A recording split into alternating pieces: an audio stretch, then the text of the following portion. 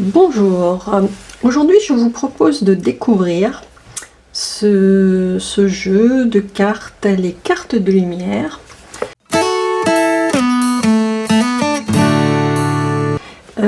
qui est assez différent de ce que j'ai présenté jusqu'à présent.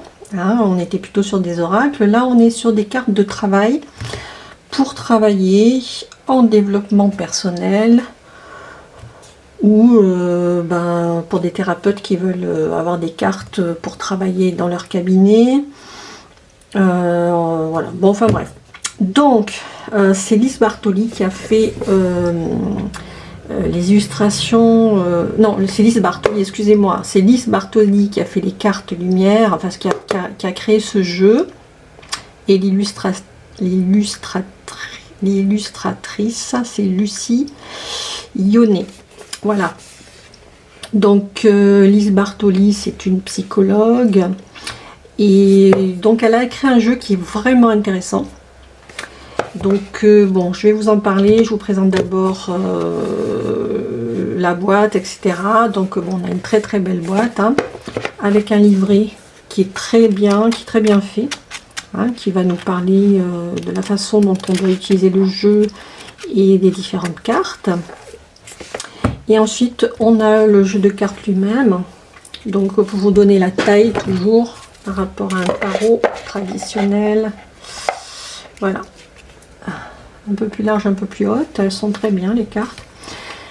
Alors, là, l'idée, c'est qu'en fait, il y a 5 groupes de cartes différents. Et on va tirer une carte de chaque groupe. Voilà, ça c'est la façon de l'utiliser.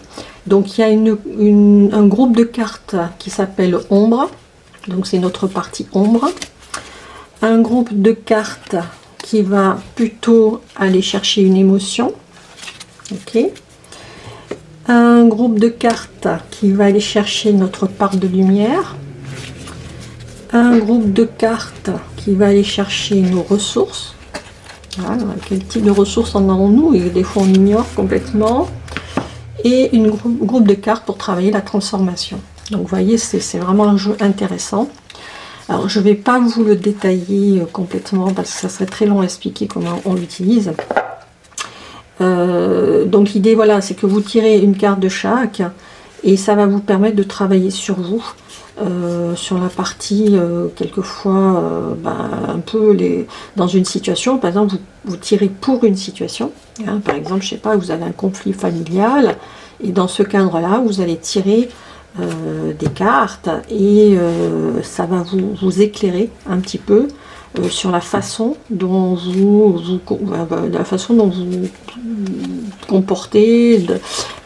Par exemple, des fois il y a des personnes qui vont, je sais pas moi, qui vont toujours faire les servants, hein, avec les gens de leur famille par exemple. Donc ça les éclaire un petit peu et puis vous allez chercher la carte et chaque fois vous avez une explication de la carte, la symbolique de la carte, l'interprétation, hein, et ensuite comment activer la carte. Alors ça c'est très important, hein.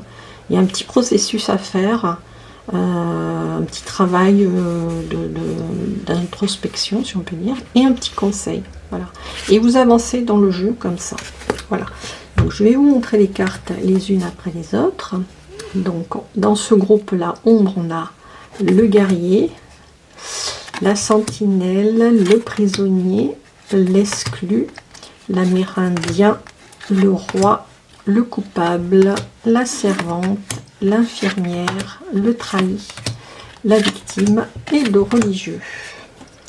Dans le groupe émotion, on a l'indifférence, l'injustice, l'angoisse, la défensive, l'abandon, la tristesse, la peur, la honte, la culpabilité, la dépendance, la trahison, la colère. Dans le groupe lumière, on a la fée, l'ange, le vieux sage, la mère universelle, l'aigle, l'étoile, Mercure, l'éclaireur, le bon génie, le dauphin, Vénus, l'alchimiste.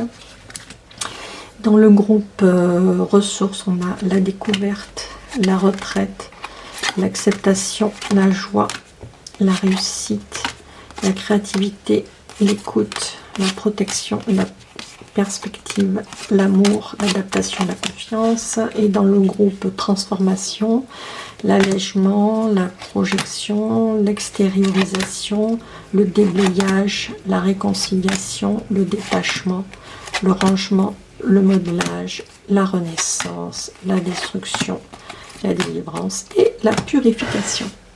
Voilà. Eh bien, j'espère que ça vous a plu et je vous dis à bientôt.